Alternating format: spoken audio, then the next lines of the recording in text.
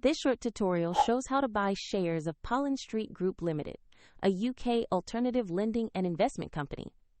Pollen Street Group Limited trades on LSE PLC under the ticker POLN.L, and this video is for educational purposes only, not financial advice. To trade, you need a broker, and I'll use eToro as an example to demonstrate the steps. After registering, you will need to verify your account with an identity document and add funds before you can place a purchase. Use the platform search bar and enter the ticker POLN.L to locate the listing.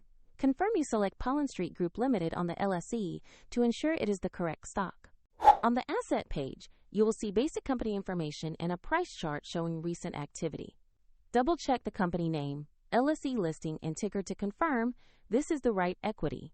Click Invest or Buy. Enter the amount you want to invest, then carefully review the order details including order type and any fees before you confirm. If the market is closed, the order may be queued or executed at market open. And if funds are insufficient, the platform will prompt you to add money before final confirmation. After execution, your position will appear in your portfolio where you can monitor it. For convenience, the eToro link is in the description if you want to follow the same steps shown here.